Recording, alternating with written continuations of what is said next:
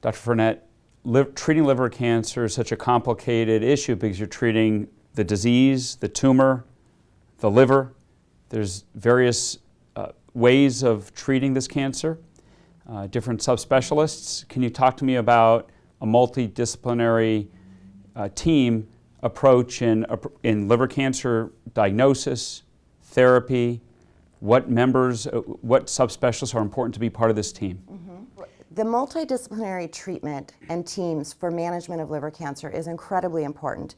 There's been multiple studies that have looked at this and have shown that people who use a multidisciplinary team and patients who go through that multidisciplinary team have earlier diagnosis, more accurate diagnosis, better treatment options, better overall survival, and really that this is now the standard of care for treatment of liver cancer.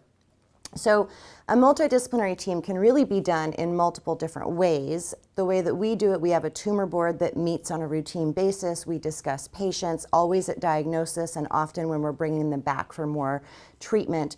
A multidisciplinary team needs to include a hepatologist for the liver, of course, an oncologist for the cancer, of course, radiology, both diagnostic and interventional, pathology if there's biopsies or for resection, hepatobiliary or transplant surgery to talk about surgical treatments. Radiation oncology may be an option. We also have a nurse navigator that can help. And the goal is to give the patients the opportunity to have all of these different specialists have an input in their care without them having to go from office to office to office to office. And really that cuts down on the time spent in the offices as well as the delay in treatment.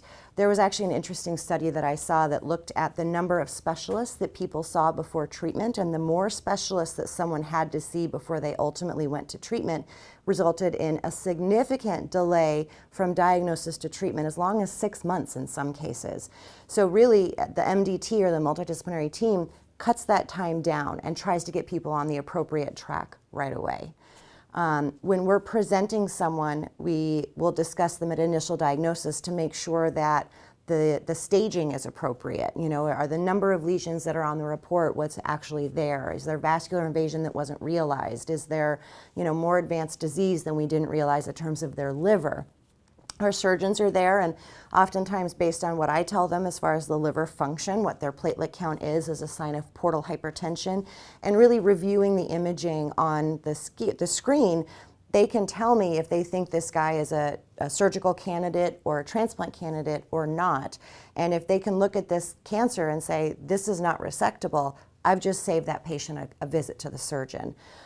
So really that's the goal, and really that has been known as standard of care now for lots of different cancers. I'm sure you have the MDT in multiple other cancers as well that you have to attend. So this is really where the treatment should be. Once you see a patient, be presented at the MDT, mm-hmm. and they go through treatment, how do they come back and get re-reviewed, or? They do, depending on what their treatment response is and how complicated it is. For instance, somebody who is being started on systemic treatment, if their follow-up scans, they're doing fine for 6 months, but then something changes, maybe their tumor has a response. Maybe now they've actually, with this systemic treatment, been downstaged into resection candidacy, so we may re-review them for that.